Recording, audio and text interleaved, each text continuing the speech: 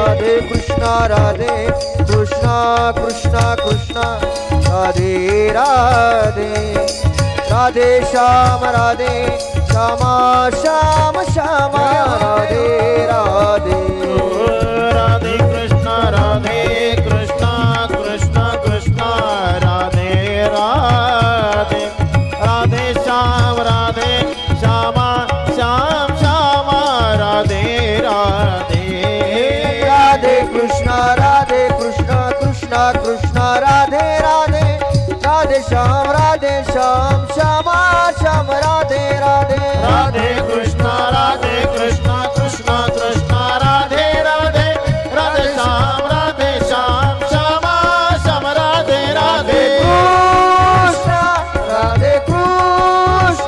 कृष्णा कृष्णा राधे राधे राधे राधे श्यामा श्यामा श्यामा राधे राधे राधे राधे कृष्णा कृष्णा कृष्णा राधे राधे राधे श्यामा श्याम श्यामा राधे राधे राधे कृष्णा कृष्णा कृष्णा राधे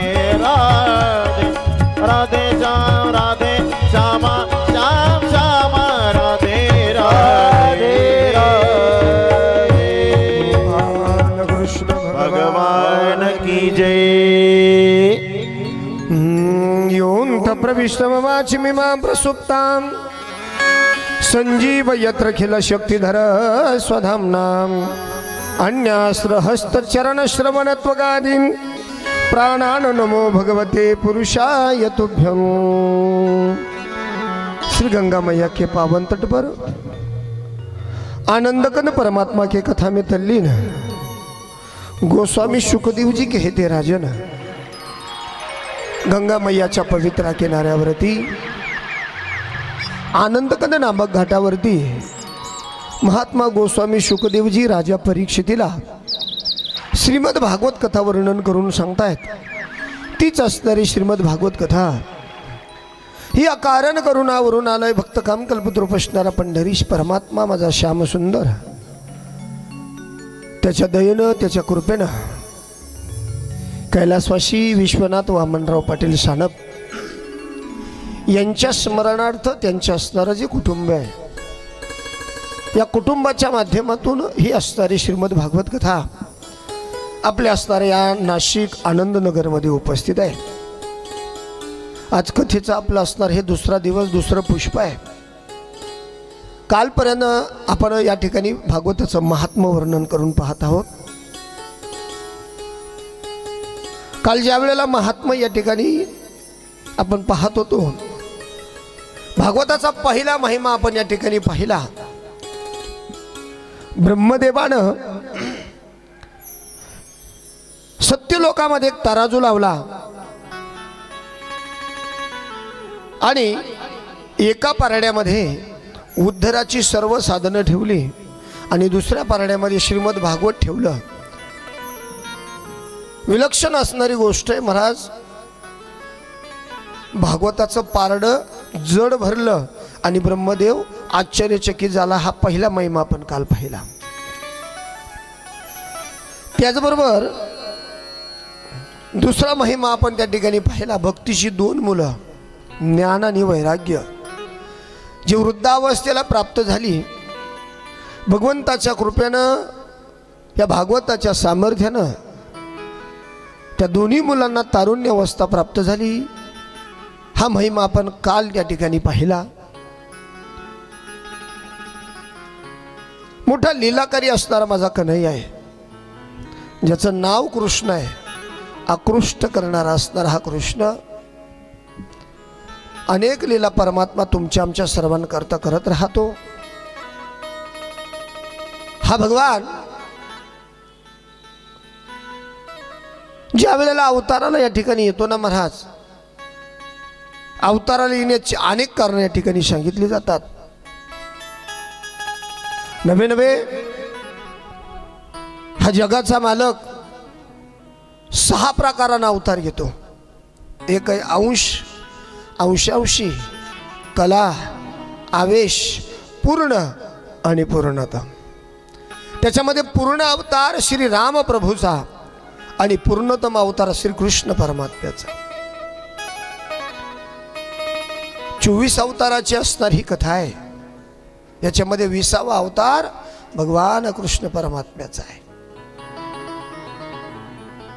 या कृष्ण परमात्म्यानं सर्वांनाच आनंद द्यावा, नवे नवे आनंद देण्याकरताच हा परमात्मा अवताराला लागला.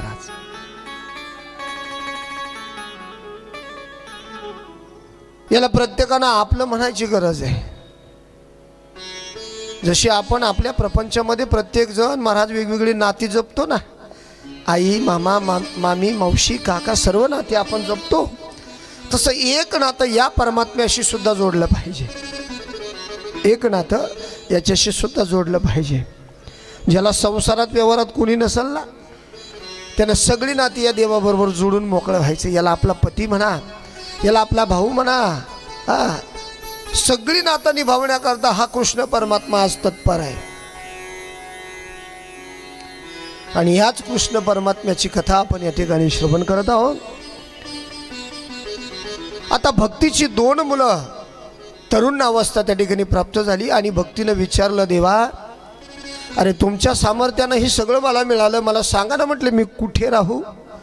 मग भक्तीला राहण्याचं ठिकाण दिलं. भक्तीला सांगितलं, जा भक्ती, अखंड वैष्णवाच्या अंतकरणामध्ये तू राहशील. आणि म्हणून तेव्हापासून प्रत्येक वैष्णवाच्या अंतकरणामध्ये भक्ती वास्तव्य करते. इथपर्यंत आपण काल कथा पाहिली. आता नारदजी त्या ठिकाणी आपल्या भावांना सनकादिक संतांना प्रश्न विचारू लागले. या कथेनं आणखी कुणाकुणाचा उद्धार झाला अशी एखादी मला कथा तुम्ही सांगा.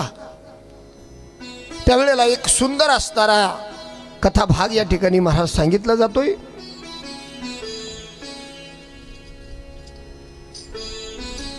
तुंगभद्रा नावाची एक नदी आहे. तुंगभद्रा नावाची नदी आहे आणि या नदीच्या किनाऱ्यावरती उत्तम नावाचं नगर आहे. तुम्ही ऐकतायत ना सर्वजण? लक्षपूर्वक ऐका. तुंगभद्रा नावाची नदी आणि नदीच्या किनाऱ्यावरती उत्तम नावाचं नगर आहे. आणि या उत्तम नावाच्या नगरामध्ये आत्मदेव नावाचे एक ब्राह्मण राहतोय. आत्मदेव नावाचे एक ब्राह्मण त्या ठिकाणी राहतोय. त्याला एक पत्नी होती महाराज, तिचं नाव होतं धुंदुली. त्याला एक पत्नी होती, तिचं नाव होतं धुंदुली. हा जो ब्राह्मण आहे याला महाराज संसारातल्या सर्व काही गोष्टी त्या ठिकाणी भरपूर आहेत. संपत्ती आहे, सगळं आहे, परंतु जीवनामध्ये एक दुःख आहे. काय दुःख आहे? अनेक वर्ष लग्नाला त्या ठिकाणी होऊन, अनेक वर्ष विवाहाला होऊन पोटी पुत्र संतान नाही, हे सगळ्यात मोठं दुःख आहे. यातला भाव सांगतो ऐका. तुंगभद्रा नावाची नदी, ही तुंगभद्रा नावाची नदी म्हणजे दुसरं तिसरं काही नसून श्रेष्ठ कल्याणाचं साधन आहे. तुंगभद्रा नदी श्रेष्ठ कल्याणाचं साधन आहे. आणि या नदीच्या किनाऱ्यावरती उत्तम नावाचं नगर, या देहाला उत्तम नगर म्हटलं जातं. या देहाला उत्तम नावाचं नगर म्हटलं जातं. आणि या असणाऱ्या उत्तम नगरामध्ये जो आत्मदेव नावाचा ब्राह्मण राहतो, तो आत्मदेव नावाचा ब्राह्मण दुसरा तिसरा कोणी नसून हा जीवात्मा आहे. हा जीवात्मा आहे. आणि त्याला एक बायको आहे, तिचं नाव आहे धुंदुली. ही धुंदुली म्हणजे बुद्धिरूपी असणारी ही बायको आहे. बुद्धिरूपी बायको. आणि या असणाऱ्या ब्राह्मणाच्या वंशामध्ये संसारात सर्व गोष्टी प्राप्त असताना पोटी पुत्र संतान आहे आणि निपुत्रिकाचं जीवन त्या ठिकाणी जगत होता. आता असं आहे, ज्याला लेकरं बाळं नसतात ना महाराज, त्याला त्या गोष्टीचं काही वाटत नाही. तुम्ही ऐकतायत ना? ज्याला मुलं बाळं नसतात ना, त्याला त्या गोष्टीचं काही वाटत नाही. पण ज्याला मुलं बाळं नसतात त्याच्या शेजाऱ्या पाजाराला जरा त्याची जास्तच पंचायत असते. ज्याला नसतात त्याला काय वाटत नाही महाराज. पण शेजारी पाजारी, आता महिला मंडळी तर बऱ्यापैकी महिला मंडळ बसलेलं आहे. गप्पा मारता मारता महाराज शेजारी पाजारी असतात ना, शेजारीजवळ गप्पा मारायला जर बसली ना, आता तिच्या मुलाचं लग्न झालेलं असावं, एखादं वर्ष लग्नाला होऊ द्या. आता ही तिच्या शेजारी जाऊन बसती, जेवण करता करता करता मी काल सांगितलं ना, कायम माणसाच्या गळ्यात खलबाता बांधायला. खलबाता माहिती आहे ना तुम्हाला? याचं कूट त्याचं कूट कायम कुटाकुटी चालू असते.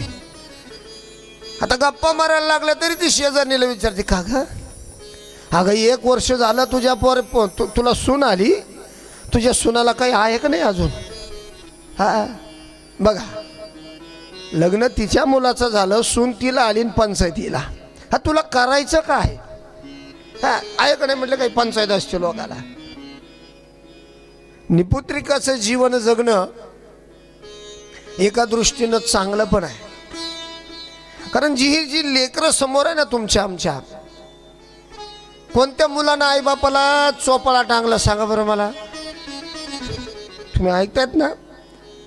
कोणत्या मुलांना आईबापाला चोपाळा टांगला? अरे ज्या मुलांना आपण लहानचं मोठं करतो, हाडाची काढं करतो, कष्ट करतो, त्यांच्याकरता संपत्ती कमवून ठेवतो, आणि ज्या वेळेला आपण उतार व्हायला लागतो त्यावेळेला आपली मुलं तरुण होतात, आणि तीच मुलं त्या ठिकाणी महाराज लोकाला समाजाच्या समोर आईबापाचा अपमान करतात.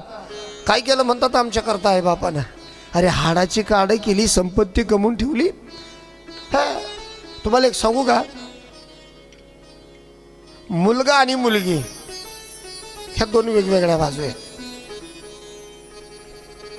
मागं पुरुष मंडळी बसली, तुमच्या सर्वांकरता बोलतो. मुलगी जर असेल ना, मुलगी, त्या मुलीच्या विवाहाकरता चांगलं कुटुंब पाहिलं आणि चांगला पैसा लग्नाला जर त्या ठिकाणी लावला तर त्या मुलीचं कल्याण होतं. सात्विक कुटुंब जर पाहिलं तर, ऐकता ना तुम्ही, त्या मुलीचं कल्याण होऊन जातं, आणि पुन्हा मग जीवनामध्ये कुठल्याच प्रकारचा त्रास त्या मुलीचा होत नाही, चांगलं कुटुंब असेल तर. पण मुलाच्या बाबतीत जर पाहिलं ना, मुलाच्या बाबतीत तर मुलाला लहानचं मोठं आईबापानंच करायचं, त्याच्याकरता संपत्ती कमवून ठेवायची, आणि त्याचं लग्न लावून दिल्यानंतर म्हातारपणापर्यंत त्याच्याकरता राबायचं. मग मुलगी चांगली का मुलगा चांगला? कळतंय ना? हा कोण चांगलं? हा अरे आपण मुला मुलीमध्ये भेद त्या ठिकाणी मानतो, पण आज प्रतिभाताई पाटील सारखी एक स्त्री राष्ट्रपती होऊन गेली, स्वर्गीय इंदिराजी गांधी यांच्यासारखी एक स्त्री पंतप्रधान होऊन गेली, चंद्रावर जाणारी एक कल्पना चावला तीही मुलगीच होती. का सांगतो, कशा करता सांगतो? हे का आपल्यामध्ये भेद आहे महाराज, मुलीच्या बाबतीत आणि मुलाच्या बाबतीत. काय तर म्हणे मुलगा वंशाचा दिवा आहे, मग मुलगी वंशाचा दिवा होऊ शकत नाही का? काय वाटतं तुम्हाला? मी बरोबर बोलतोय ना? हे कथेतूनच सांगितलं पाहिजे, हे कथेतूनच सांगितलं पाहिजे. मी भाव सांगतोय, ऐका. पोटी पुत्र संतान नाही या आत्मदेवजीला म्हणून त्रास, आणि निपुत्रिकाचं जीवन जगत जर असेल ना मला, तर शेजारी पाजारी त्रास देत असतात. ते म्हणतात अरे याला लेकरू बाळ नाही, निपुत्रिकाचं तोंड सुद्धा पाहायला नको. हा शेजारी पाजारी त्रास देतात महाराज. त्याच वेळेला महाराज या आत्मदेवजीने विचार केला, अरे निपुत्रिकाचं जीवन मी जगतोय, समाज मला वाईट बोलतोय, त्यापेक्षा हे निपुत्रिकाचं जीवन संपवलेलं बरं. ऐकताय ना तुम्ही? निपुत्रिकाचं जीवन संपवलेलं बरं, म्हणून वनाचा रस्ता पकडला आत्मदेवजीने. म्हटले आता जगायचं नाही. म्हटले समाज माझ्याकडे वाईट नजरेनं पाहतोय, वेगळ्या दिशेनं त्या ठिकाणी माझ्याकडं पाहतोय, मग आता जगायचं नाही. म्हटले जगायचं नाही म्हटले, म्हणून वनाच्या दिशेने निघाले. त्या वनाच्या दिशेनं जात असताना मनामध्ये विचार आहे आता जीवन संपवायचं. त्याच वेळेला एका झाडाखाली एक संन्यासी बाबा बसलेले होते.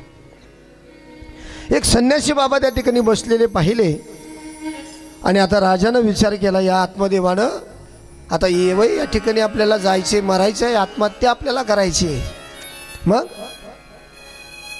आता जाता जाता एखाद्या साधू सत्पुरुष समोर दिसतो, त्याचा आशीर्वाद घेऊया, त्याचं दर्शन घेऊया, आणि मग आपलं त्या ठिकाणी मरायला मोकळे, असा विचार त्या ठिकाणी करतोय. आणि त्याच वेळेला महाराज दर्शन घेण्याकरता संतांच्या समोर गेले. संत लोक असे असतात महाराज, संत मंडळी, त्यांच्याकडे जर कोणी आलं ना महाराज, ते मोकळ्या हातानं कधीच पाठवत नसतात. त्यांना संत असं म्हटलं जातं. ते मोकळ्या हातानं कधी पाठवत नाही. काही ना काही त्या ठिकाणी दिलं जातं किंवा एखादं वाक्य सांगितलं जातं, जेणेकरून त्या वाक्यानं आपलं जीवन बदलून जाईल. असे 4 शब्द त्या ठिकाणी बोलले जातात. आता तिथे गेल्यानंतर या असणाऱ्या आत्मदेवानं संन्यासी बाबाचं दर्शन घेतलं. आणि दर्शन घेतल्यानंतर संन्यासी बाबानं आत्मदेवजीचा चेहरा पाहिला. त्यांच्या लक्षात आलं, हा काहीतरी वाईट विचार मनामध्ये घेऊन आलाय. कारण आत्महत्या करणं पाप आहे.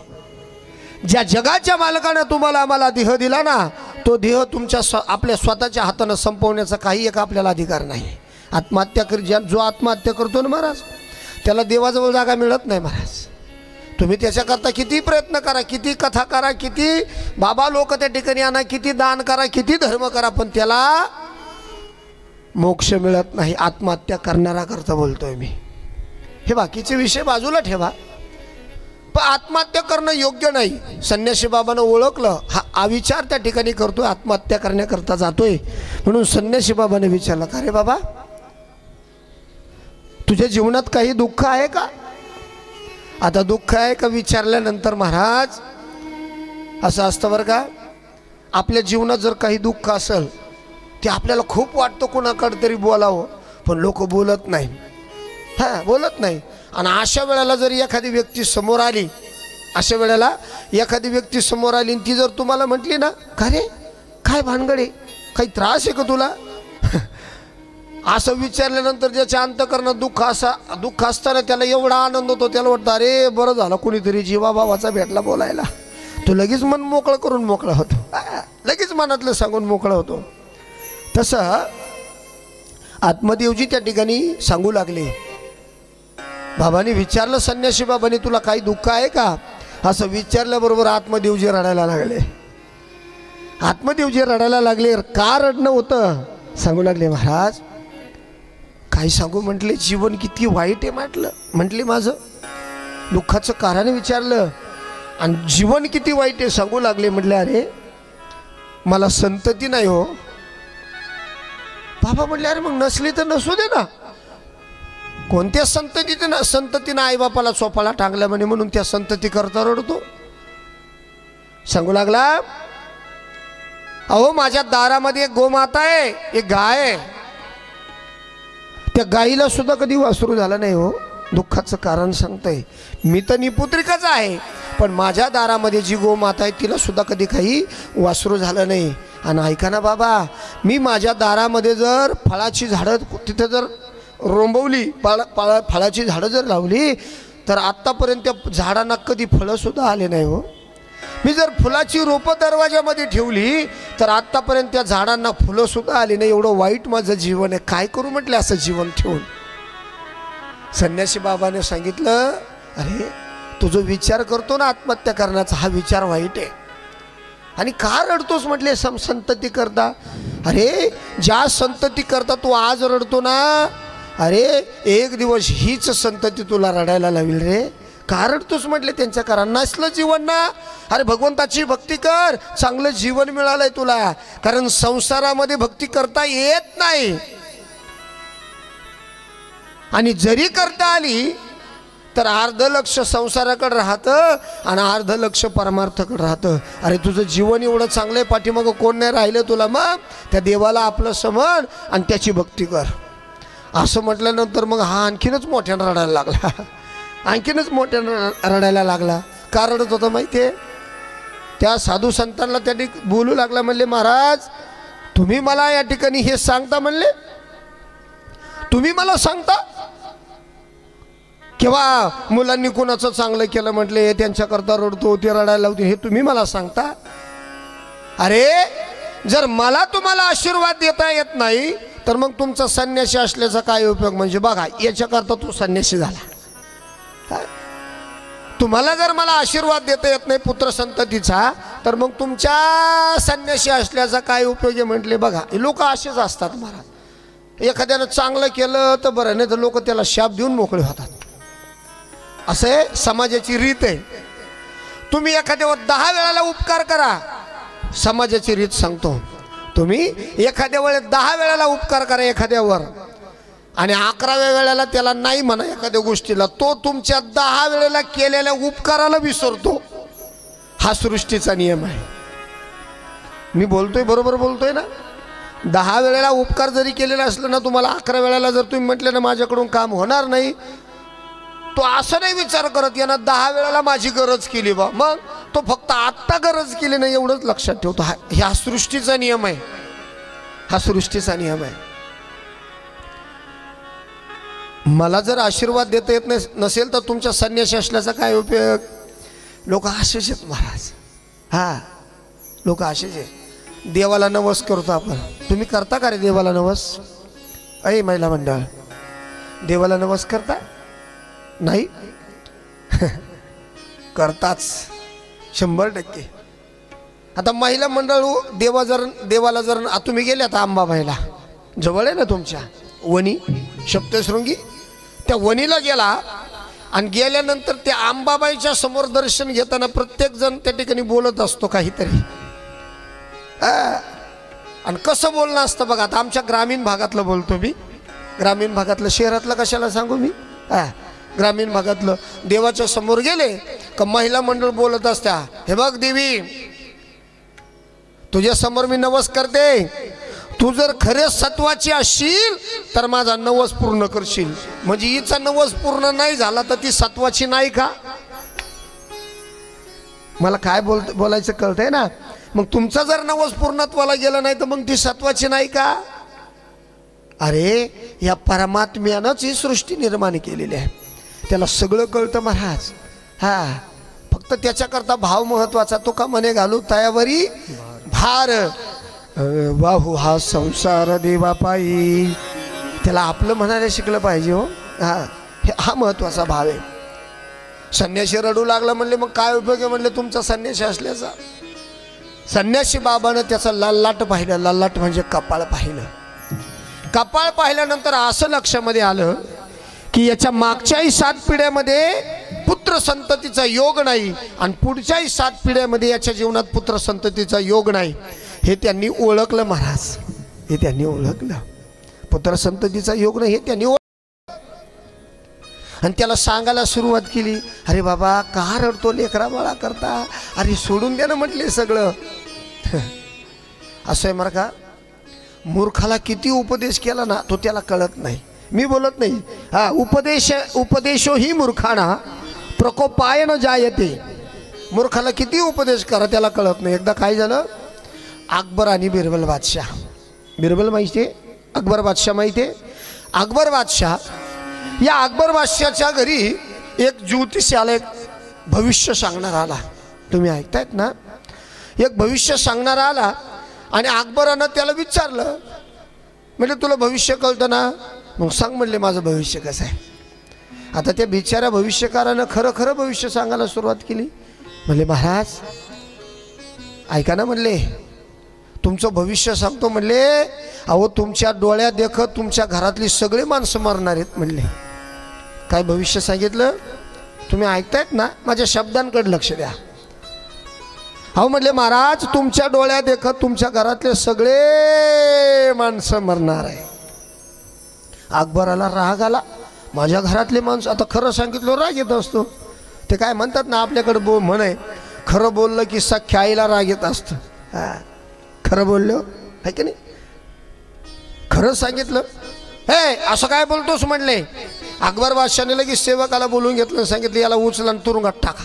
का खरं सांगितलं म्हणून. आता मला सुद्धा भविष्य कळतं बरं का, पण तुरुंगात कोणी टाकू नये म्हणून मी कोणाला सांगत नाही. काय मला देतील एखादं टाकून आतमध्ये. त्याच्यापेक्षा अकबर बादशाहने सांगितलं, यानं भविष्य सांगितलं म्हणजे हा म्हणतो माझ्या डोळ्यात एखाद घरातले सगळे मरणार आहे म्हणले. मग टाका म्हणले याला तुरुंगात.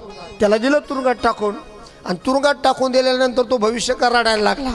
तेवढ्यात तिथं बिरबल आला. बिरबलानं विचारलं म्हणले का रडतो? ते म्हटले काय राव म्हणले खऱ्याची दुनियाच राहिली नाही. म्हणे काय झालं? अहो मी खरं बोलायला गेलो म्हणले, अहो तुमच्या राजानं मला तुरुंगात टाकलं म्हणले. म्हणे काय सांगितलं तू खरं? म्हणे खरं बोललो. काय भविष्य सांगितलं? त्यांना म्हणले बघा तुमच्या डोळ्यात देखत तुमच्या घरातले सगळे माणसं मारणार आहे, हेच त्यांचं भविष्य आहे म्हटले. खरं बोललं, मला तुरुंगात टाकलं. बिरबल त्या ठिकाणी बोलू लागला काय काळजी नको म्हणले, मी सोडतो म्हणले तुला. दुसऱ्या दिवशी सकाळ झाली आणि बिरबलानं हातामध्ये एक पुस्तक घेतलं आणि आले पुस्तक घेऊन अकबर बादशाच्या समोर. अकबरानं विचारलं म्हणले बिरबला काय रे म्हटलं तुझ्या हातात? ते म्हणले तुम्हाला माहीत नाही? म्हणे काय? अहो मला भविष्य कळतं म्हणले, मी भविष्य सांगतो लोकांचं. अकबर बादशाह म्हणे खरंच कळतं? म्हणले हो. अरे म्हणले काल एक मनुष्य आला म्हणले, त्यानं माझं भविष्य सांगितलं, त्याला आतमध्ये टाकलं. ते म्हणे असं का? म्हणे हो. मग तू सांगशील का माझं खरं भविष्य? ते म्हणले ठीक आहे सांगतो म्हणले. बसा म्हणले खाली. राजाला खाली बसवलं अकबर बादशाला आणि बिरबलानं भविष्य सांगायला सुरुवात केली. काय भविष्य सांगितलं आहे का? म्हणे महाराज काय भविष्य हो तुमचं? म्हणे काय? अहो तुमच्या घरातल्यांपेक्षा सगळ्यात जास्त आयुष्य तुम्हाला आहे म्हणले. तुम्ही ऐकता? झोपले तर नाही ना? काय सांगितलं? तुमच्या घरातल्यांपेक्षा सगळ्यात जास्त आयुष्य तुम्हाला आहे. आणि तिकडं भविष्यकारानं काय सांगितलं होतं? तुमच्या डोळ्यात देखत तुमच्या घरातले सगळे मरून जातील. बिरबलानं तेच सांगितलं पण थोडंसं वेगळ्या पद्धतीने सांगितलं. तसं आहे महाराज, मूर्खाला किती उपदेश करा ते म्हणतं माझंच खरं. इथं राजाला उपदेश केला, या आत्मदेवाला सांगितलं अरे आत्मदेवा, अरे ज्या लेकरांकरता रडतो ना, ज्या मुलाकरता रडतो ना, एक दिवस ती लेकरू तुला रडवेल म्हणले. अरे चांगलं जीवन आहे म्हणले, ते बाकीचं मला माहीत नाही, काहीतरी इलाज करा म्हटले, काहीतरी मला सांगा म्हटले, मी काय करू? असं म्हटल्यानंतर साधू महात्म्यानं आपल्या झोळीमध्ये हात घातला आणि झोळीतून एक फळ काढलं. एक फळ काढलं आणि ते फळ आत्मदेवजीला दिलं आणि सांगितलं हे फळ घे आणि तुझ्या पत्नीला खायला दे.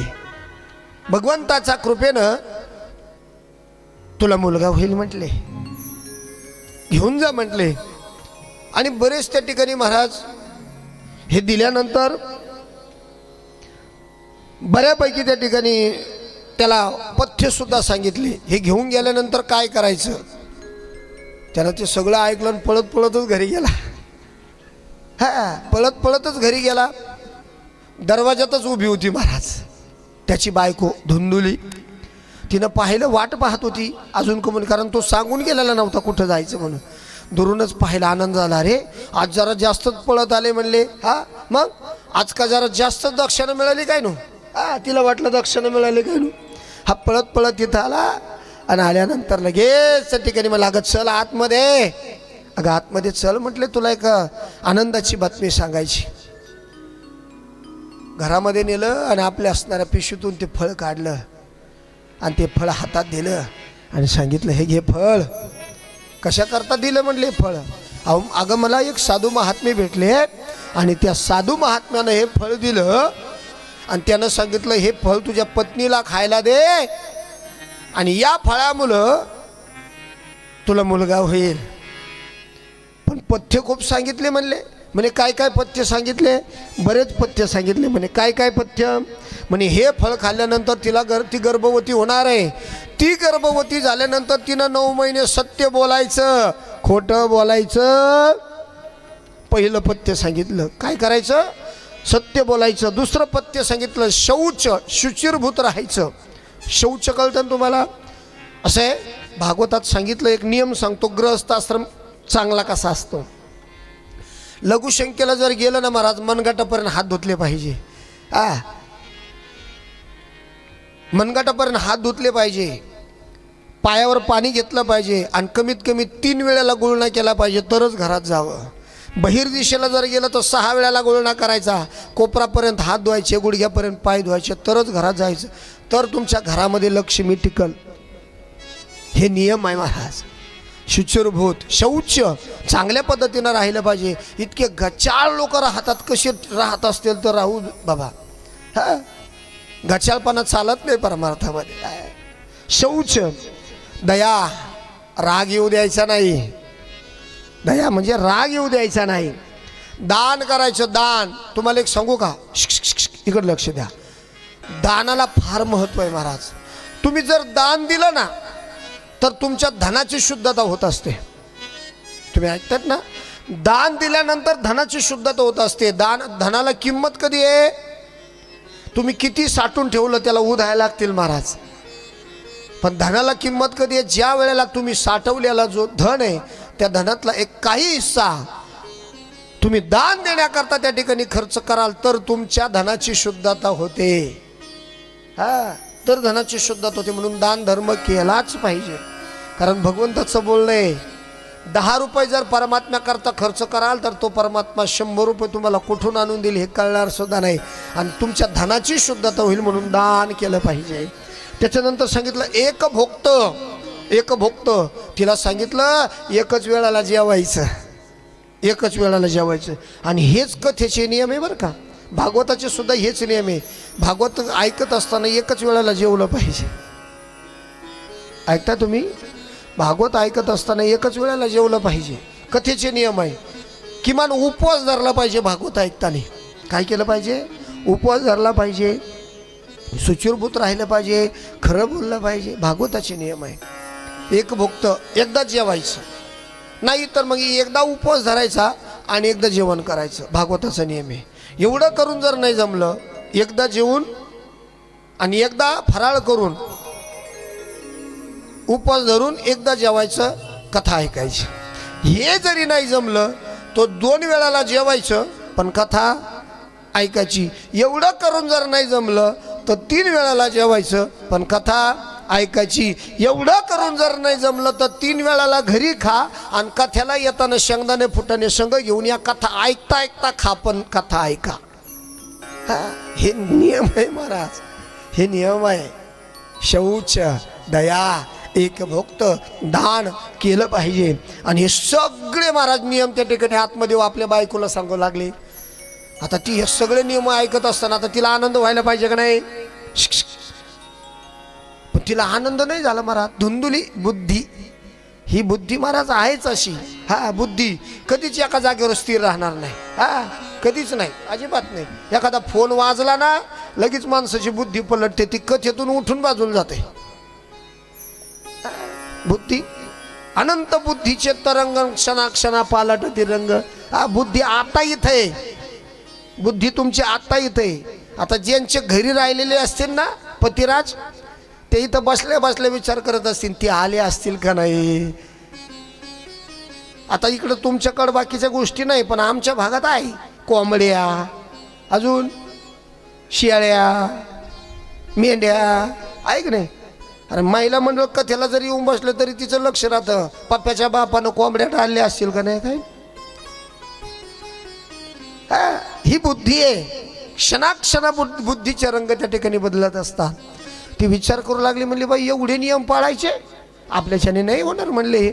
मग तिचे फळ तिनं घेतलेलं होतं ना, तिनं विचार केला हे फळ खाऊन काय करायचं. म्हणले बाई प्रसूतीच्या वेदना काय कमी असतात का. भागवतात आहे बरं का, माझ्या मनाचं नाही सांगत. ती पुढचा विचार करू लागली. ती म्हणली बाई जर मी हे फळ खाल्लं आणि खरोखर हे फळ खाल्ल्यानंतर मला जर मी गर्भवती झाले, मग गर्भवती झाल्यानंतर काय त्रास थोडा आहे का. ती बुद्धी विचार करू लागली काय काय त्रास आहे. ही बुद्धी धुंदुली हे भागवतामध्ये सांगितले बरं का, काय काय त्रास आहे म्हणले गर्भवती झाल्यानंतर. ती विचार करू लागली बाई गर्भवती झाल्यानंतर सगळ्यात पहिली गोष्ट अन्नच पचत नाही. तुम्ही बघा एखाद्या महिलेला जर दिवस गेलेत ना, गर्भवती झाली ना, तिला अन्नच पचत नाही. तिनं अन्न खाल्लं का काय नुसती उलट्या करीत राहते. ती विचार करू लागली बाई अन्न पचत नाही. मग अजून पुढचा विचार करू लागली, जो गर्भ माझ्या पोटात आहे, जसा जसा गर्भ त्या ठिकाणी मोठा होत राहील तसा तसा तो गर्भ माझ्या पोटात फिरल, मग मला किती वेदना होतील. हा विचार ती धुंदुली करते. बघा हा विचार धुंदुली करते. पोटात गर्भ फिरल.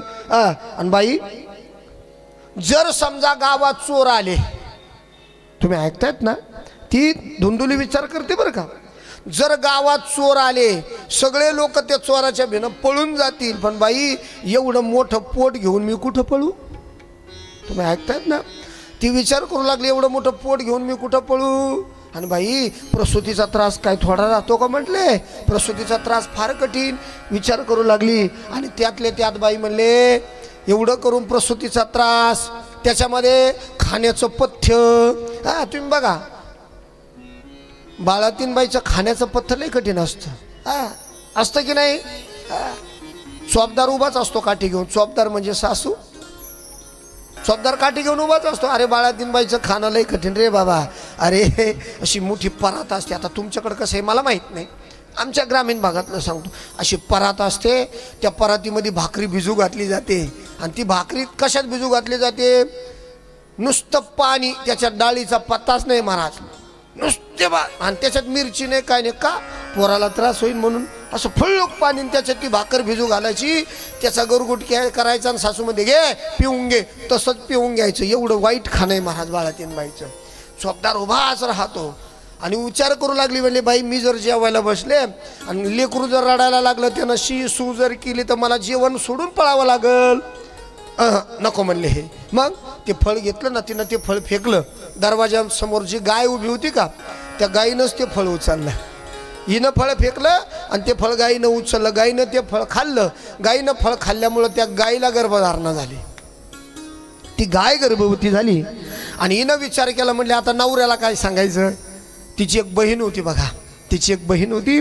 तिनं तिच्या बहिणीला निरोप पाठवला. म्हणले बाई माझ्या पतीने एक फळ आणलंय आणि ते फळ मी जर खाल्लं तर मी गर्भवती होईल असं त्यांनी सांगितलं. तिची बहीण तिला बोलू लागली म्हणले अगं 900 पुत्र होती तर का करणे लागे पती. 900 जर मुलं झाले असते तर नवरा करायची काय गरज होती म्हणले. चुकीचं बोलती म्हणले ती. मग खाऊ नको म्हणले ते फळ. ती म्हणले मग नवऱ्याला काय सांगू. तिची बहीण म्हणली काळजी करू नको म्हणले हे बघा असे मला पहिले 6 लेकरं आहेत आणि मी आता 7व्यांदा परत गरोदर आहे म्हणले. मग असं करू म्हणले दोघी बाळातपणाला संगत जाऊ म्हणले माहेराला. बघा किती खोटं वागली बाई. आपण दोघी बरोबर बाळातपणाला जाऊ आणि तू पोटाला चिंध्या बांध म्हणे.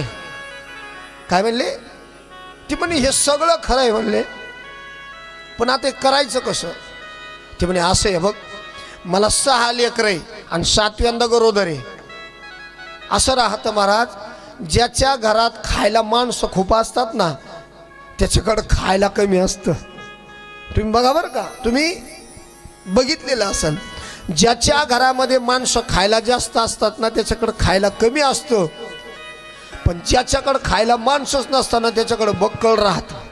ती म्हणली बाई माझ्याकडं खायला तोंड खूप झाले आणि परत 7व्यांदा गरोदर आहे, त्याच्यापेक्षा मला जे लेकरू होईल ते तुला देईल, तू ये फक्त. आणि मग तिनं काय केलं, तिनं पोटाला चिंध्या बांधल्या. चिरगुटे घालून वाढविले पोट, चिरगुटे घालून वाढविले पोट, चिरगुटे घालून वाढविले पोट, चिरगुटे घालून वाढविले पोट. गरबार बोबाट जन्मादी, गरबार बोबाट जन्मादी, गरबार बोबाट जन्मादी. लटके डोहाळे दाखवी प्रकार, लटके डोहाळे दाखवी प्रकार, लटके डोहाळे वाढवी प्रकार, लटके डोहाळे दाखवी प्रकार, दाखवी प्रकार, दाखवी प्रकार. दुनिया वाढविले पोट. ती म्हणली तू फक्त पोटाला चिंध्या वाढ बाग आणि पोट वाढव, मला जो मुलगा होईल तो मी तुला देईल. ती म्हणे आता तू मला देशील मग तुझ्या नवऱ्याला काय सांगशील. त्याला सांगल म्हणले मला मुलगा झाला पण आणि गेलाय पण मेलाय पण असं सांगल. एवढं खोटं वागल्या महाराज. हिनं सांगितलं पतीला या धुंदुलीनं मी गर्भवती आहे. फार आनंद झाला महाराज आत्मदेवजीला. आणि बाळंतपणा करता माहेराला गेली. तिची बहीण त्या ठिकाणी गेली. यथाकाल यथामती महाराज तिची बहिणीची त्या ठिकाणी महाराज डिलिव्हरी झाली आणि हिनं लगेच पोटाच्या चिंध्या काढून टाकून दिल्या आणि आपल्या पतीला सांगितलं मला मुलगा झाला. त्याला एवढा आनंद झाला, तो म्हणले लगेच बघायला होतो. ते म्हणले नाही ना, ब्राह्मणानं सांगितलं 6 महिने तोंड नाही पाहायचं म्हणले. मग तुम्ही येऊच नका म्हणले, मग मीच तिकडे येणार आहे म्हटले. त्याला एवढा आनंद झाला, त्यानं सगळ्या गावाला मारा त्या ठिकाणी साखर वाटली, पेढे वाटले, आनंद झाला. हळूहळू हळूहळू महाराज 6 महिना त्या ठिकाणी निघून गेला आणि मग ही निघाली. पण आता गंमत फसलेली होती, मुलगा तिचा होता, हिला काय नव्हतं. मग तिनं काय केलं माहिती आहे का, ते आपल्या बहिणीला बरोबर घेऊन आले आणि नवऱ्याला सांगू लागली, बघा ना म्हणले काय झालं, म्हणले मला मुलगा झाला आणि तिलाही मुलगा झाला. तिचा मुलगा वारला, पण झाला असं मला मुलगा झाला पण माझ्या स्तनाला दूधच नाही म्हणले. मग म्हणून बहिणीला घेऊन आले. म्हणले तेवढाच विरुंगळा तिला होईन. बघा किती खोटं वागली. हा, कमीत कमी आपल्या लेकराला दूध तरी पाहिजे ना म्हटले. असं सांगितलं. आत्मदेवजीनं विचार नाही केला महाराज. आत्मदेवजी आनंदी त्या ठिकाणी राहू लागले. हळूहळू हळूहळू मला 3 मुलं लहानशी मोठं त्या ठिकाणी होऊ लागली. आता दोन्ही मुलाची नावं ठेवायची. 2 म्हणजे कोणते, दुसरा मुलगा सांगतो ऐका. हा, दुसरा मुलगा, जी गाय होती ना गोमाता, त्या गोमातेनं जे फळ खाल्लं होतं त्या फळामुळं त्या गाईला एक मुलगा झाला महाराज. त्याचं संपूर्ण शरीर पुरुषाचं, फक्त कान गाईसारखे, म्हणून त्या मुलाचं नाव ठेवलं महाराज गोकर्ण भगवान की जय. मुलाचं नाव ठेवलं गोकर्ण. आणि हिला जो मुलगा झालता ती म्हणे आता तुम्ही तुमच्या मुलाचं नाव तुमच्या हातानं ठेवलं गोकर्ण म्हणून, पण माझ्या मुलाचं नाव मी ठेवणार. म्हणून हिचं नाव होतं धुंदुली. मग तिच्या नावावरून तिनं तिच्या मुलाचं नाव ठेवलं धुंदुककारी. मुलाचं नाव ठेवलं धुंदुककारी. दोन्ही मुलं त्या ठिकाणी लहानचे मोठे होऊ लागली. हा धुंदुककारी होता ना, हा धुंदुककारी. दोन्ही मुलं त्या ठिकाणी लहानचे मोठे होऊ लागली. त्याच्यामध्ये जो गोकर्ण होता ना, गोकर्ण हा उपजतच ज्ञानी होता महाराज. हा उपजतच ज्ञानी. त्यानं पित्याला उपदेश केला. त्या गोकर्णानं पित्याला उपदेश केला. काय लागत तुम्हाला, मध्ये भजन चालू झाल्यावर येत जा. लिंक तुटतील, लिंक. इकडे लक्ष द्या. कुठपर्यंत आलो होतं आपलं, गोकर्ण महाराज. गोकर्ण महाराज त्या ठिकाणी लहानचे मोठे झाले. उपजतच असणारे ज्ञानी गोकर्ण महाराज आहे. आणि हळूहळू हळूहळू हळू महाराज त्या असणाऱ्या मुलानं बापाला उपदेश करायला सुरुवात केला. आपल्या बापाला ज्या गोकर्णानं उपदेश केला त्या ग्रंथाचं नाव आहे गोकर्ण गीता. त्याचं नाव आहे गोकर्ण गीता. अभ्यास त्या ठिकाणी महाराज चालू आहे. बापाला उपदेश करतायत आणि सांगू लागले. गोकर्ण महाराज आपल्या बापाला सांगतोय, बाबा ऐका म्हणले, हो हा संसार एवढा वाईट आहे ना म्हटले, या संसारात कोणीच कोणाचं नसतं म्हणले. उपदेश हा गोकर्ण गीतेचा उपदेश आहे. संसारात कोणीच कोणाचं नसतं. ज्याला आपण आपलं आपलं म्हणत असतो ना, ते सुद्धा आपलं नसतं. असा उपदेश त्या ठिकाणी करायला सुरुवात केली. आणि इकडं जो धुंदुककारी होता, तो धुंदुककारी त्या ठिकाणी लहानसा मोठा झाला, पण तो वाईट त्या ठिकाणी वागत होता महाराज. गोकर्ण महाराज भगवंताचा प्रसाद आहे, ज्ञानी तपस्वी झाले, पण धुंदुककारी वाईट झाला. एवढा वाईट ना महाराज, तो मोठा झाल्यानंतर त्यानं सगळ्यात अगोदर त्यानं आईलाच हाताखालून काढलं. आईलाच मारायला सुरुवात केली. आईला मारायला सुरुवात केली. बापाला त्या ठिकाणी त्रास देऊ लागला. बापाची जी संपत्ती होती ना, ती सगळी संपत्ती उडवायला सुरुवात केली. सगळी संपत्ती उडवायला सुरुवात केली. संपत्ती त्या ठिकाणी उडवायला सुरुवात केली. दारू पिऊ लागला, व्यभिचार करू लागला, जुगार खेळू लागला, अनेक प्रकारची व्यसनं त्या ठिकाणी त्याला लागली. त्याची जी आई होती ना, आई तिनं पाप केलेलं होतं ना, विहिरीत पडून मरून गेली महाराज.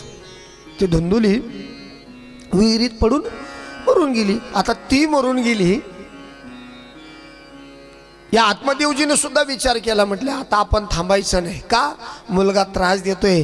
आणि मग प्रत्येक वेळेला साधू संतांचं शब्द लक्षात येऊ लागले. साधू संत बोलत होते, अरे आत्मदेवा, अरे आज ज्या मुलाकरता रडतो एक दिवस हाच मुलगा तुला रडवी. ही कोण्या राजा राजवाड्याची कथा नाही महाराज, ही सर्वांची तुमची आमची कथा आहे. आपल्यावर सुद्धा ही वेळ एक ना एक दिवस येणार आहे महाराज. ज्यांच्याकरता आपण आपलं सर्वस्व त्या ठिकाणी देऊन आपण संपत्ती कमवतो, आणि ज्या वेळेला तेच मोठे होतात ना महाराज. म्हणून आपलं जर कोण असेल ना महाराज या जगाच्या पाठीवर, आपलं जर कोण असेल तर फक्त एवढा परमात्मा आहे महाराज, आपलं कोणीच नाही. मी बोलत नाही साधू संतांच्या प्रमाणे, नाही रे नाही कुणाचे कोणी, नाही रे नाही कुणाचे कोणी, नाही रे नाही कुणाचे कोणी, नाही रे नाही कुणाचे कोणी. दिदासीला ऐकणार प्राणा माझे माझे म्हणून, दिदासीला ऐकणार प्राणा माझे माझे म्हणून, नाही रे नाही कुणाचे कोणी, नाही रे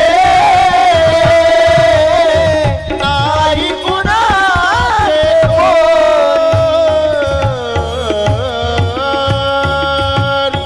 नाही रे नाही कुणाचे कोणी. आपण आपले आपलं म्हणतो ना महाराज, काय नाही महाराज कोणी कुणाचं. जोपर्यंत तुमच्यापासून एखाद्याला फायदा आहे ना तोपर्यंत तो तुम्हाला आपलं म्हणल. ज्या दिवशी तुमच्या जवळचा फायदा संपला त्या दिवशी ढुंकून सुद्धा तुमच्याकडे पुन्हा पाहणार नाही. हा सृष्टीचा नियम आहे, हा सृष्टीचा नियम आहे. पुढे तो धुंदुककारी त्या ठिकाणी आईला त्रास देत होता म्हणून आईनं विहिरीत उडी त्या ठिकाणी टाकली. आई मरून गेली.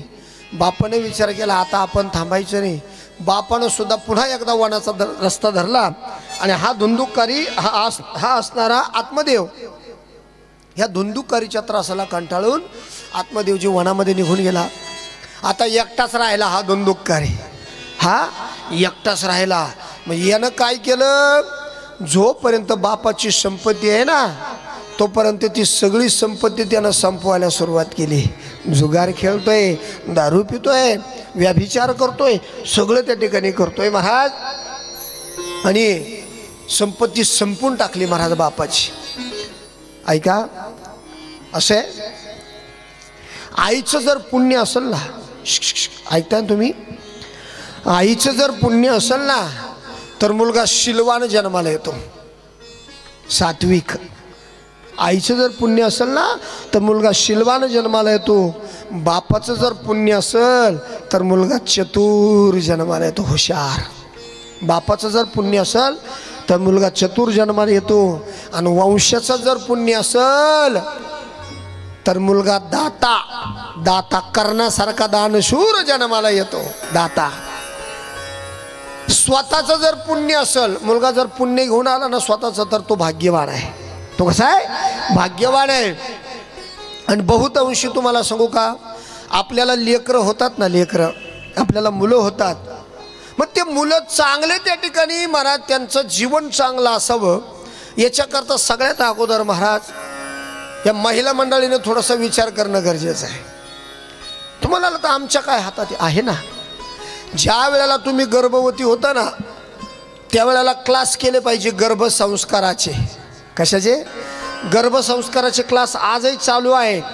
तुमच्या उदरामध्ये तुमचा जो वंश वाढतो ना तो अनन्य आहे तुमच्यावरती. अनन्य कळतं का? अनन्य, अनन्य.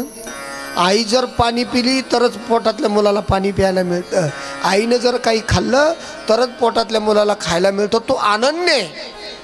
मग जर तुम्ही रामायण वाचलं गर्भवती असताना जर तुम्ही भागवत वाचलं, जर तुम्ही ज्ञानेश्वरी वाचली, तर तुम्ही जे विचार अंतःकरणात तुमच्या आहेत ते तुमच्या गर्भावरती होत असतात.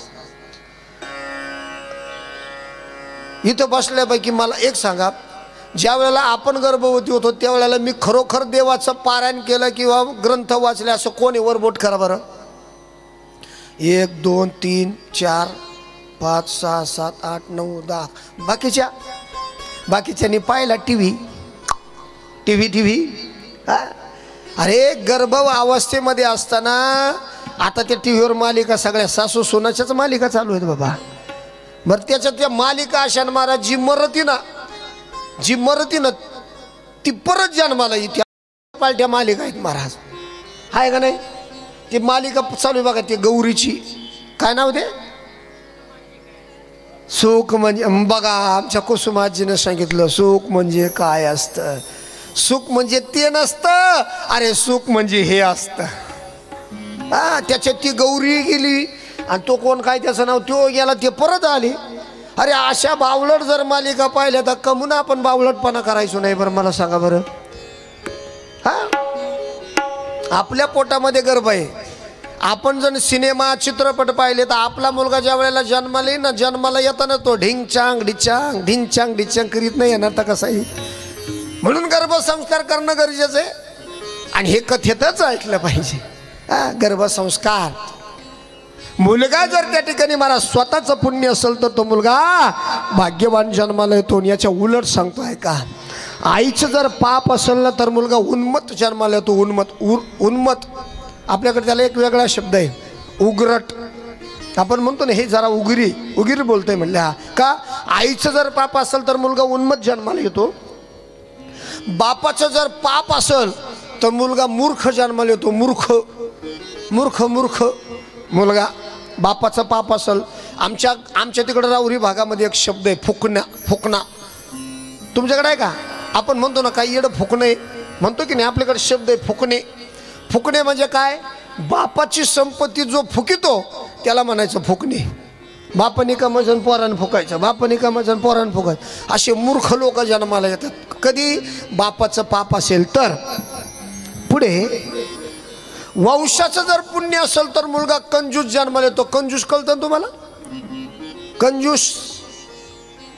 कंजूस माहिती आहे? एखाद्या ठिकाणी दान दे म्हणलं तो देणारच नाही बाबा, नुसते कंजूस जन्माला. कंजूस. अजून एक आपल्याकडे शब्द आहे त्याचा, मक्खीचूस कळतो ना तुम्हाला?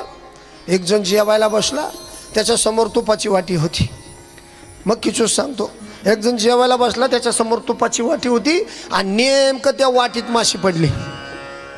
आता तुम्ही बघा, चहामध्ये जर माशी पडली तर आपण त्याशी बाजूला करतो, 2 पाण्याचे थेंब टाकले का झाला चहा शुद्ध होतो की नाही? तसं तुपाच्या वाटीत एक माशी पडली आणि ती त्याच्या बायकोनं पाहिली आणि यानं पाहिली. त्याची बायको पटकन आली, ती वाटी उचला म्हणले, त्याच्या माशीत पडली. ती म्हणले थांब म्हणले, कशाला माशी काढती? त्यानं अशी माशी काढली, ती म्हणली द्या फेकून देते. ते म्हणे अशी कशी फेकणार? त्यानं ती माशी तुपातली उचलली, तोंडात घातली, चांगली ओढली. याला म्हणायचं मक्खीचूस. याला काय म्हणायचं? मक्खीचूस. असे लोक आहेत महाराज, असे लोक आहेत मक्खीचूस. वंशाचं जर पाप असेल तर मुलं त्या ठिकाणी महाराज कंजूस जन्माला येतात आणि स्वतःचं जर पाप असेल तर मुलगा आभागी जन्माला येतो. स्वतःचं जर पाप असेल तर मुलगा आभागी जन्माला येतो. आणि अशाच पद्धतीनं हा गोकर्ण त्या ठिकाणी वनामध्ये निघून गेला. बाप गेला, आई गेली, भाऊ त्या ठिकाणी वाईट आहे. म्हणून गोकर्ण महाराजांनी विचार केला, आपण आता तत्वज्ञान शिकण्याकरता, ज्ञान अध्ययन करण्याकरता वनात जायचं. गोकर्ण महाराज वनात निघून गेले आणि हा एकटाच घरी राहिला. यानं सगळी संपत्ती संपवली. आता दारू पित होता, व्याभिचार करत होता, मग हे सगळे नाटकं करायला पैसा लागत होता. मग त्यानं चोऱ्या करायला सुरुवात केली. त्यानं 5 वेश्याच घरी आणून ठेवल्या. त्या धुंदुकारीलं एवढं मोठं घर 5 वेश्याच घरी आणून ठेवल्या आणि दारू प्यायला लागला. सगळंच करत होता. पैसे संपले म्हणून चोऱ्या करायला लागला. त्यानं एक दिवस राजाच्या घरी चोरी केली आणि ते सगळा चोरीचा ऐवज घेऊन घरी आला आणि त्या 5 जणीकडे देऊन टाकला. त्या 5 जणींनी विचार केला, म्हणले यानं राजाच्या घरी चोरी केली म्हणले.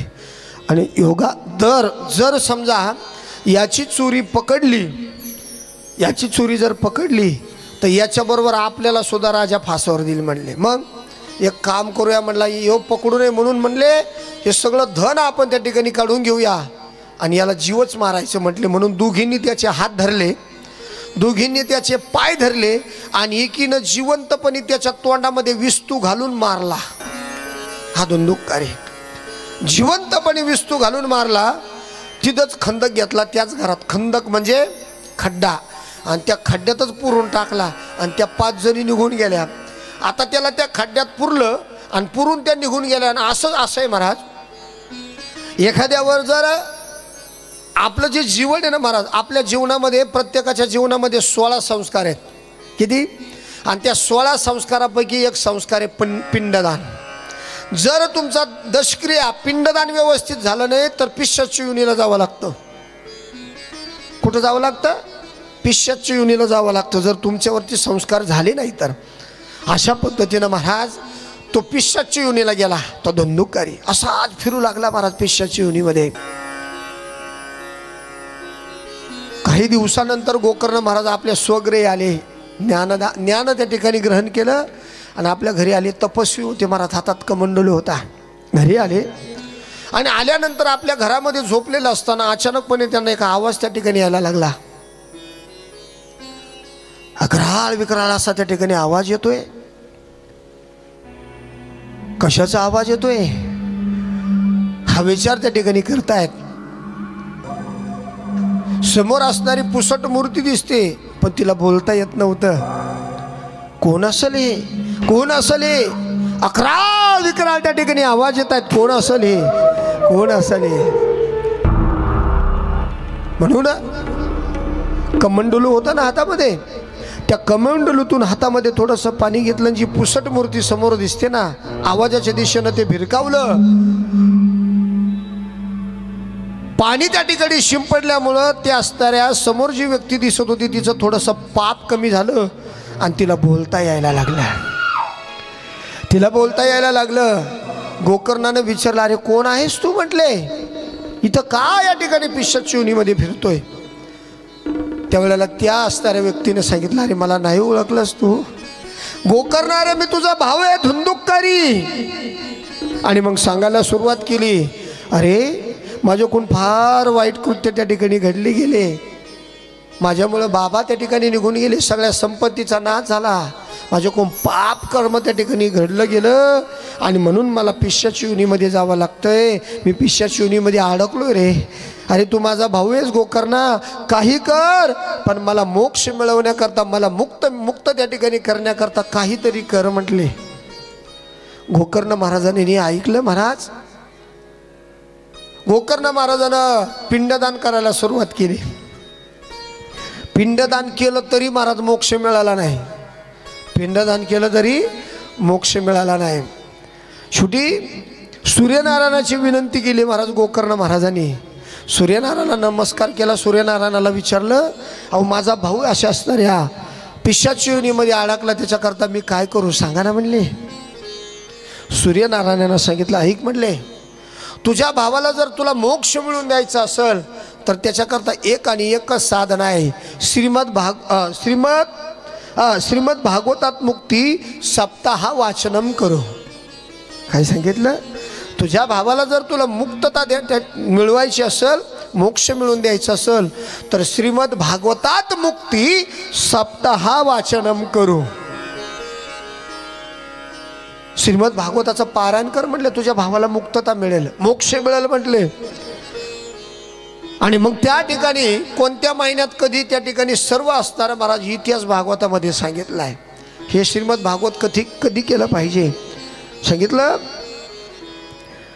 हे श्रीमद भागवत कोणत्याही महिन्यात त्या ठिकाणी केलं तरी चालतं. म्हणून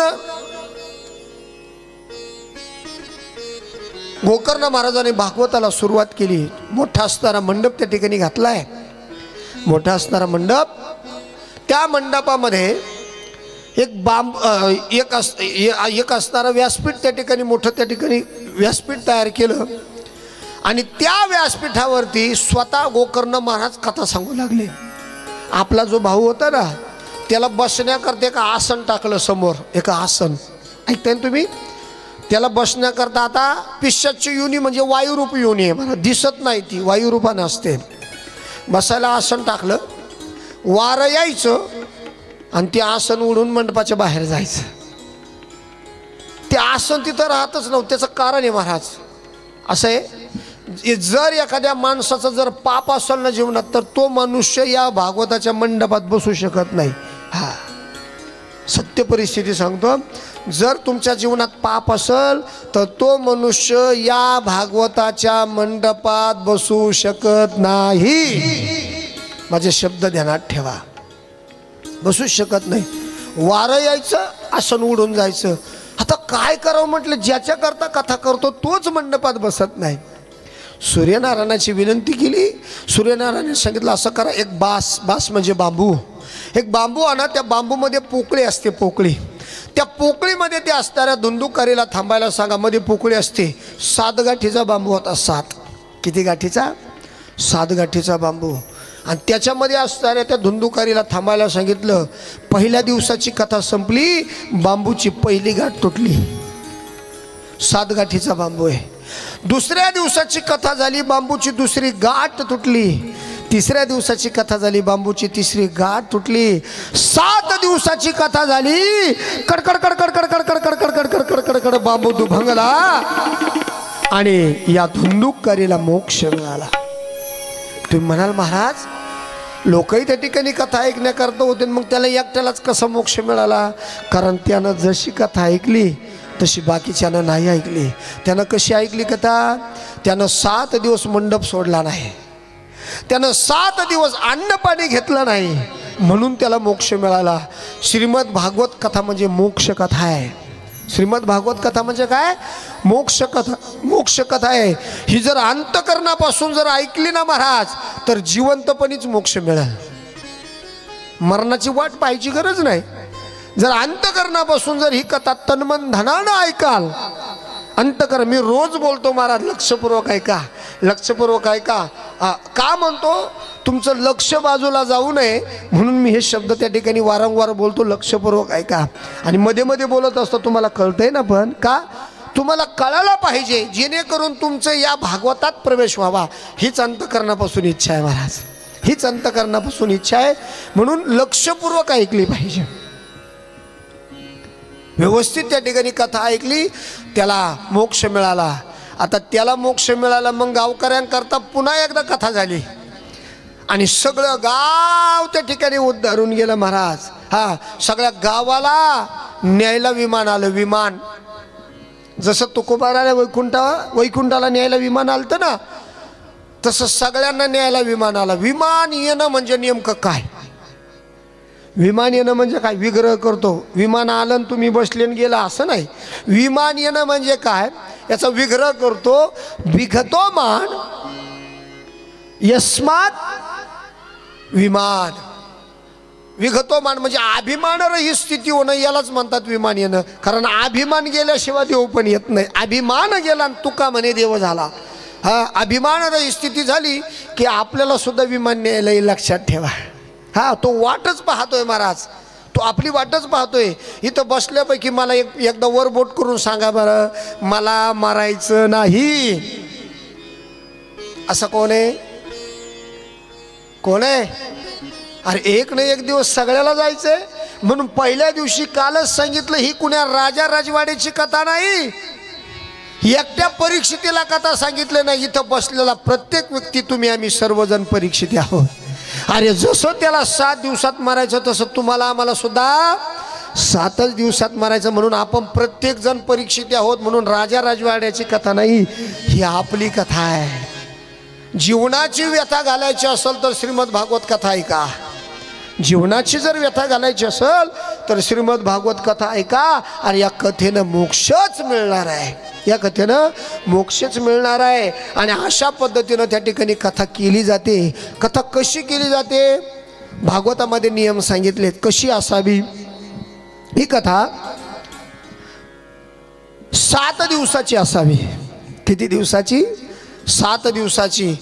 आणि कालखंड सांगितला सूर्योदयापासून सूर्यास्तापर्यंत. तुम्ही ऐकतात ना कालखंड काय कथेचा? सूर्योदयापासून सूर्यास्तापर्यंत, आता सूर्योदयापासून सूर्यास्तापर्यंत आपण सर्व महाराज नोकरी करणारी माणसं आहे, आपल्याला वेळ नाही, म्हणून आपण आपल्या पद्धतीनं संध्याकाळी ही कथा करतो सूर्योदयाच्या सूर्यास्ताच्या नंतर.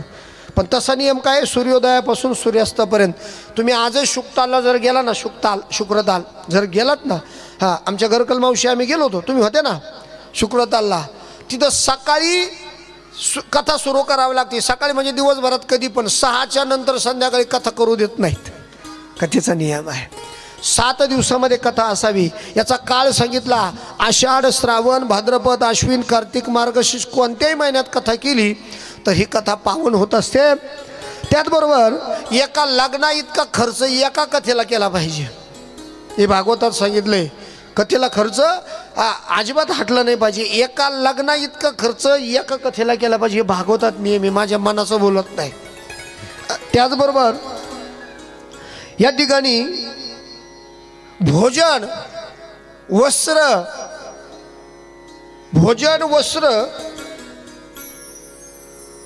हे वैष्णवाला दान दिलं पाहिजे, हे दान दिलं पाहिजे. भागवताचं हे नियम आहेत, भागवत अशा पद्धतीने केलं पाहिजे.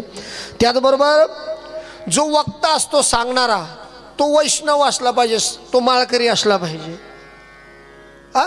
तो म्हणजे जसे समोरच्याला नियम आहे तसे त्या महाराजांना सुद्धा नियम आहेत. तो वैष्णव असला पाहिजे, तो वेदशास्त्र संपन्न असला पाहिजे. त्याचबरोबर त्यानं सुद्धा उपवास धरले पाहिजे. त्यानं काय केलं पाहिजे, उपवास धरले पाहिजे. तुम्ही आता मला म्हणता का रे बाबा आम्हाला मग अशी सांगून गेला उपवास धरा. मग आता तू कथा सांगतो, भागवत सांगितलं उपवास कोणी धरले पाहिजे, कथाकारांनी धरले पाहिजे. मग तुम्ही प्रश्न करू शकाल की तू उपवास धरतो का, मी तर असं आहे, मी खूप उपवास करायचो. हे चंद्रकांत महाराज आहेत, हे बी इथं माझ्या पलीकडून बसलेले. आम्ही ज्या वेळेला आमच्या श्री गुरुजींकडे होतो ना महाराज, सगळी मंडळी हे शिकण्याकरता, त्यावेळेला आम्हाला एकादशीचा 3 दिवसाचा उपवास, शनिवार, गुरुवार, सोमवार, आणि ते उपवास करून आम्ही पडलो आजारी. 7 दिवस उपवास नाही. कथा महाराजांची जरी चालली तर आम्हाला उपवास धरायला लागायचे. 10 दिवसाचे उपवास, कथा 10 दिवसाचे करायचो आम्ही. आणि त्याच्यामुळं त्रास झाला. आणि मग डॉक्टरनी सांगितलं तुम्ही उपवास करायचे नाही, फक्त एकादशी धरतोय. मग तुम्ही म्हणाला आता तू एवढं टमाटामा सांगतो, मग तुझे कथेचे उपवास कोण धरतं, तर मी इथं कथा सांगतो आणि माझे उपवास आमच्या घरी गृहमंत्री करतात. जिथं माझी कथा असेल तर मग माझी कथा सुरू झाली का त्या उपवास करतात घरी. का, कारण कथा सांगताय हे जर सगळं केलं नाही तर कथा करायला कथासुद्धा सांगता येणार नाही मला. नियमामध्ये कथा असावी, नियमामध्ये नियमबद्ध कथा असावी. मग आमच्या उपवास त्या करतात. एक टाईम फराळ, एक टाईम जेवण, त्या उपवास करतात. चला पुढे. 7 दिवस त्या ठिकाणी एक भुक्त असावं. आणि अशा पद्धतीने जर कथा कराल तर ती कथा भगवंतापर्यंत जाते. आणि हे सांगत असताना महाराज नारदजी हे सगळं ऐकतात आणि सनकाधिक संत सांगतात. तेवढ्यात शुकाचार्याचं आगमन झालं महाराज. हरि की कथा सुनाने वाले, हरि का दर्श दिलाने वाले, तुमको लाखों प्रणाम, तुमको लाखों प्रणाम. हरि की कथा सुनाने वाले, हरि का दर्श दिलाने वाले, तुमको लाखों प्रणाम, तुमको लाखों प्रणाम, तुमको लाखों प्रणाम, तुमको लाखों प्रणाम. हम ढूंढ रहे थे मन में, बल को बैठे थे तन में, बैठे थे मन में, बल को बैठे थे तन में. हम ढूंढ रहे थे मन में, बल को बैठे थे तन में, भूल रहे थे मन में, बल को बैठे थे मन में. तूने आकर बल जगा कर, तूने आकर बल जगा कर, जीवन कर दिया निहाल. हरि की कथा सुनाने वाले, हरि का दर्श दिलाने वाले, तुमको लाखों प्रणाम, तुमको लाखों